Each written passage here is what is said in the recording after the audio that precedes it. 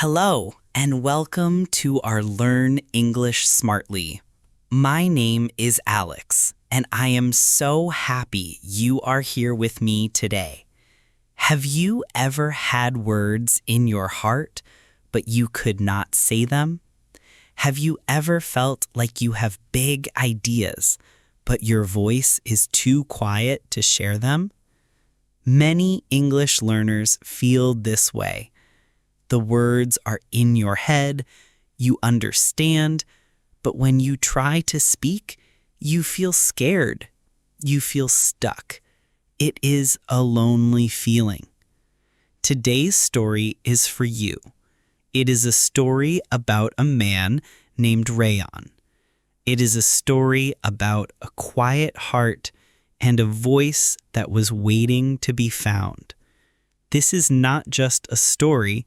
It is a journey. It is our journey together. Are you ready? Take a deep breath.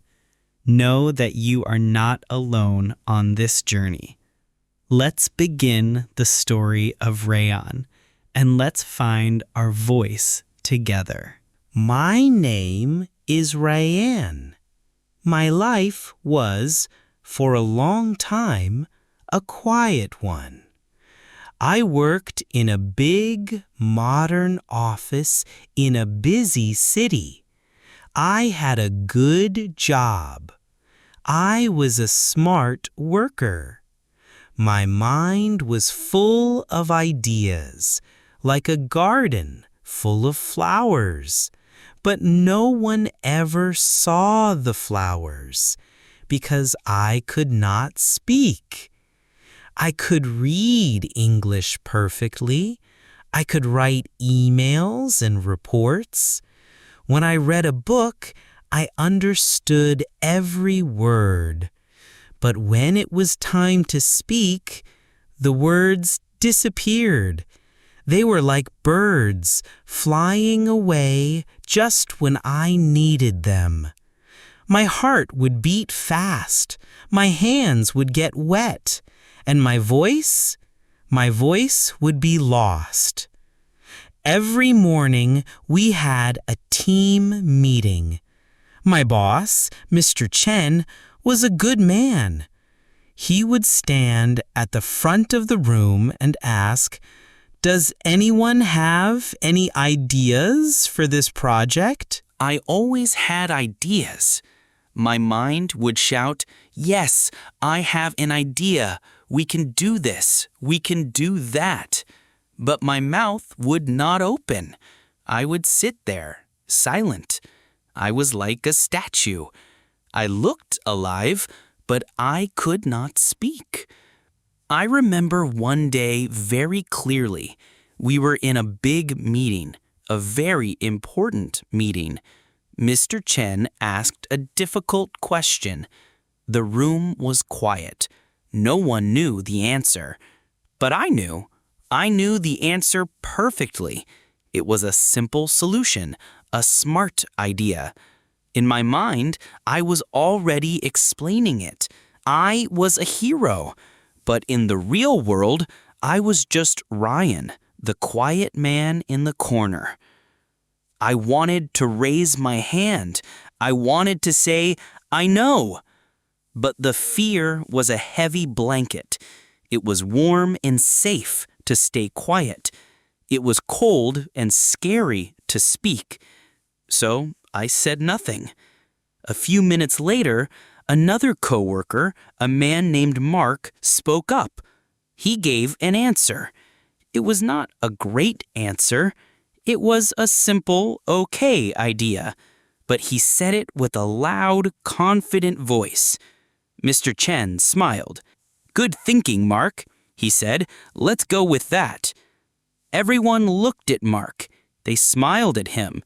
He was the hero of the meeting. And me? No one looked at me. No one knew that I had a better idea locked inside me. I felt so small. I felt invisible. I went back to my desk and my heart was heavy. I was angry at myself. Why, Ryan? I whispered to my computer screen, "Why are you so scared?" This was my life, a life of silence, a life of missed chances. I was a smart man with no voice, and I did not know how to find it. One afternoon, Mr. Chen called me into his office. My heart started to beat fast. What did I do wrong? I thought. I walked into his office and sat down. He looked at me with serious eyes. "Ryan," he began, "you are a very good worker. Your reports are excellent. Your ideas, when you write them in emails, are very smart." I nodded, looking at my hands. "But," he continued, and his voice was firm, "you are too quiet. A good worker needs to share their ideas. A good leader needs to speak. In this company, communication is everything." I felt my face get hot. I knew he was right. He leaned forward. "Our company has a very big project coming, a new international client. In 3 months, we must give a big presentation. Everything will be in English. It is the most important project of the year."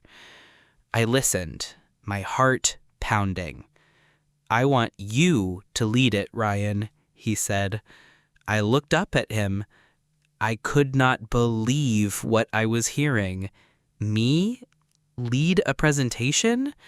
In English? It was my biggest nightmare. He saw the fear in my eyes. "I know this is difficult for you," he said, his voice a little softer.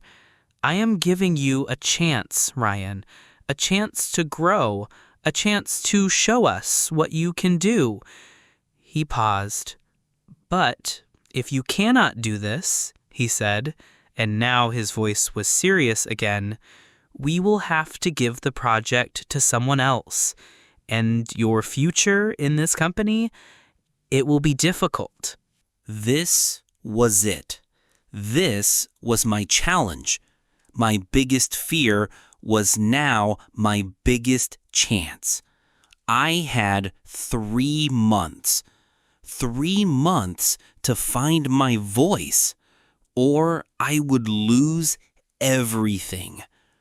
That night, I did not sleep. I just looked at the ceiling, and for the first time in a long time, I made a promise to myself. I promised that I would try. Ryan was scared. He had to learn to speak. My journey began alone in my small apartment. It was a lonely journey. The first thing I did was stand in front of the mirror in my bathroom. I looked at myself. "Okay, Ryan," I said to my reflection, "you can do this." I tried to say a simple sentence in English. "Hello, my name is Ryan. I work at this company." The words felt strange in my mouth. They sounded wrong. My voice was weak. I felt silly, talking to myself in a mirror. I tried again and again. For an hour, I stood there repeating simple sentences. It was hard. It was awkward, but it was a start. The next day, I downloaded a language learning app on my phone. Every morning on the bus to work, I would practice. I learned new words. I did grammar exercises. The app would show me a word, and I would learn its meaning. It was useful. My vocabulary grew. I learned many new words. But the app could not talk to me. It could not have a conversation. It could not look at me with kind eyes and say, "It's okay, try again." It was just a machine. I was still learning alone. I started watching English movies, but this time I did it differently. I would watch a short part of the movie. I would listen to one sentence. Then I would pause the movie and I would try to repeat the sentence. I tried to copy the actor's voice, the speed, the feeling. This is called shadowing. It was fun. I would pretend to be a brave hero from a movie. I would say, "I will save the world," in my quiet apartment. It made me laugh, but when I turned off the movie, I was just Rayan again, the quiet man. I did this every day for a month. I practiced with my mirror. I practiced with my app. I practiced with the movies. I was learning more English, but I was not learning how to speak to a real person. The fear of a real conversation was still a big, dark wall in front of me. I knew that practicing alone was not enough. I needed to talk to someone. But who? I was too scared to talk to my coworkers. I felt stuck. I was trying so hard, but I was still alone on my island of fear. I knew I needed a bridge to the real world, a bridge to a real conversation, and I had no idea how to build it. But I also knew it was my only hope. This was the bridge I was looking for. I was scared, but I made a profile. I wrote, "My name is Ryan. I want to practice my English speaking. I can help you with my language." For 2 days, I was too afraid to check the website. But on the third day, I opened it. I had a message. The message was from a woman named Sarah. Her profile said she lived in the Philippines. She was a teacher. She wanted to learn my language. And her profile picture showed a woman with a very big, kind smile. She wrote, "Hi Ryan, I saw your profile.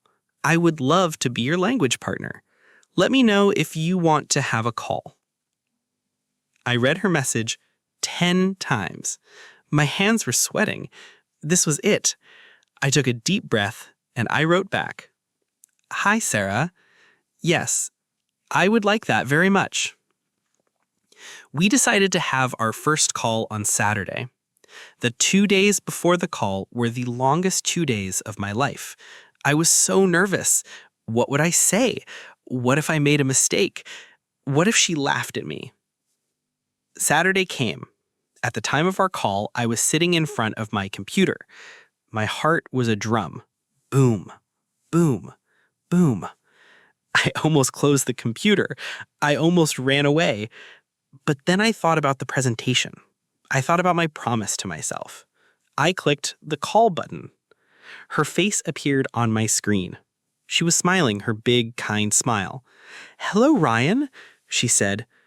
Her voice was warm and friendly. I tried to smile back. "Hi," I whispered. My voice was a tiny mouse. "It's so nice to meet you," she said.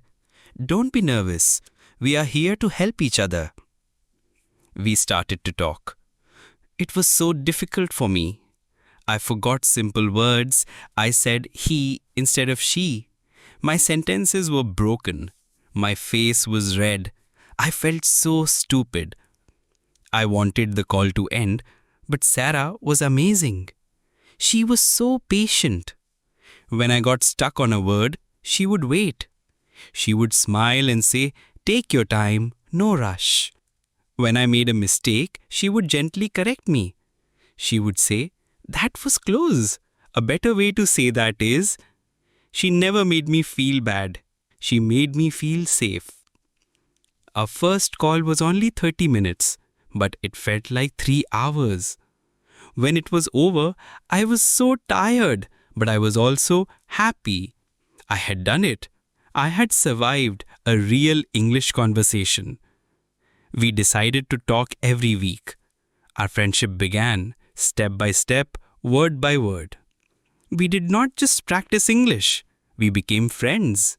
I told her about my job, my fear, and the big presentation. She told me about her family, her students, and her love for cooking. For the first time, I was using English not as a subject to study, but as a tool to connect with another human being. I was not just learning words, I was sharing a life. And that changed everything. Sarah was the bridge, and I was finally walking across it. Our weekly calls with Sarah became the best part of my week. I started to look forward to them. I was still nervous before each call, but the fear was smaller now. The excitement was bigger. Sarah was a wonderful teacher. She taught me a simple trick. Ryan, she said one day, don't try to be perfect. Just try to communicate. Tell me a story. Any story. So, I started to tell her stories. At first, they were very simple. I told her what I ate for lunch. I told her about a book I was reading. She would listen patiently. She would ask questions. Oh, what kind of book was it? Why did you like it? Her questions made me think. They made me search for new words. They made me build longer sentences. My progress was slow, but it was steady. Like a small plant growing towards the sun, my confidence was growing, leaf by leaf. My conversations with Sarah became longer. We talked for an hour, sometimes more. We laughed.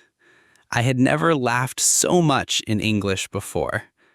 The sound of my own laughter surprised me. Then, one day, a breakthrough happened. It was a very special day. I was telling Sarah a story about my childhood. I was telling her about a time I went fishing with my father. I described the lake, the boat, the feeling of the sun on my face. I talked and talked. The words just came out. They flowed like a river. I was so lost in the story that I did not notice what was happening. When I finished, Sarah was quiet for a moment. Then she said, with a big smile, "Ryan, that was amazing." I was confused. What was amazing? "You just spoke for 10 minutes without stopping," she said. "And you didn't translate in your head, did you? You were just telling the story. You were thinking in English." I stopped. I thought about it. She was right. For those 10 minutes, I had forgotten that I was speaking a different language. I was not searching for words. I was not worrying about grammar. I was just talking. My mind and my mouth were finally working together. I felt a huge wave of joy wash over me. It was a feeling of freedom. The chains of fear that had held my voice for so long, they felt loose. This new confidence started to spill over into my work life. They were very small steps, but for me, they were giant leaps. One morning, when I walked into the office, I saw a coworker. Instead of just nodding, I smiled and said, "Good morning, James." My voice was still a little quiet, but I said it. He smiled back. "Good morning, Rayon." It felt good. A few days later, in a small team meeting, my boss asked a simple question. I knew the answer. The old Rayon would have stayed silent. But the new Rayon, the Rayon who could tell a story about fishing, took a small breath. And he spoke. "The file is on the shared drive in the projects folder," I said. It was a simple sentence, but it was a victory. My coworkers looked at me and they nodded. They had heard me. I had a voice, and I was starting to use it.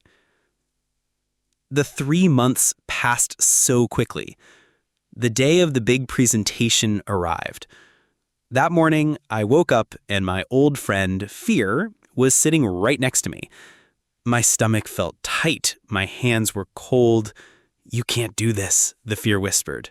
"You will fail. Everyone will laugh at you." I closed my eyes. I took a deep breath. And then I heard another voice. Sarah's voice. I remembered what she told me in our last call. Rayan, she had said, "You are not the same man you were 3 months ago. You have worked so hard. You have found your voice. Just tell them your story. Speak from your heart." I got out of bed. I put on my best suit. I looked at myself in the mirror.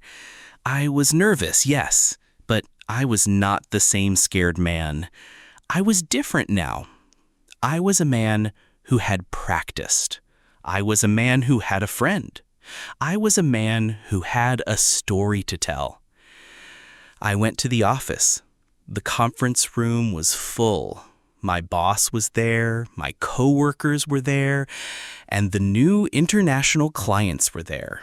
They were important people, dressed in expensive suits. My heart was pounding. It was time. I walked to the front of the room. I stood behind the podium. I looked at all the faces staring at me. For a moment, the old fear came back. I wanted to run. But then I did something I had learned from Sarah. I smiled. A small, real smile. I took a deep breath, and I began. "Good morning, everyone," I said. My voice was a little shaky at first, but I kept going. "My name is Rayan, and today I am very excited to share our ideas for this new project with you." I started my presentation. I talked about our plans. I showed them the numbers. I explained our vision. My English was not perfect. I knew that. I made a few small mistakes with grammar. I used a simpler word when a more advanced one could have been better. But something else was there. My voice was clear. My ideas were strong, and I was speaking with passion. I was not just reading words from a slide. I was telling a story. I was sharing my ideas. I was connecting with the people in the room. I looked at their faces. They were not laughing. They were listening. They were nodding. They were interested. When I finished, I said, "Thank you." The room was quiet for a second, and then someone started to clap. Then another person, and soon the whole room was clapping. My boss, Mr. Chen, walked up to me. He had a huge smile on his face. He shook my hand. "Rayan," he said, his voice full of pride, "I am very proud of you. That was an excellent job." I had done it. I had faced my biggest fear, and I had won. And so Rayan's new journey began. He got the big project. He earned the respect of his colleagues. But the real victory was not on the outside. It was on the inside. He was no longer the silent man in the corner. He was a man with a voice that he had worked so hard to find. The story of Rayan is not just about English. It is about courage. It is about the small, brave steps we take every day. It is about understanding that our voice, no matter how quiet, deserves to be heard. Maybe you are like Ryan today. Maybe you feel scared to speak. Maybe the words feel stuck. I want you to know that it is okay. Everyone who learns something new feels this way. But I also want you to know that the voice you are looking for is already inside you. It is there, waiting. Like Ryan, you can take small steps. You can practice in the mirror. You can find a kind friend to talk to. You can celebrate your small victories. Step by step, day by day, you will grow stronger. You did a wonderful job today. You listened. You practiced speaking with me. You took a step forward on your own journey, and for that, you should be very proud. Thank you for being here with me. If this story touched your heart, please subscribe to our channel for more stories that help you learn and grow. Remember, your voice matters. Keep practicing, keep believing, and keep shining. Until next time, take care and goodbye.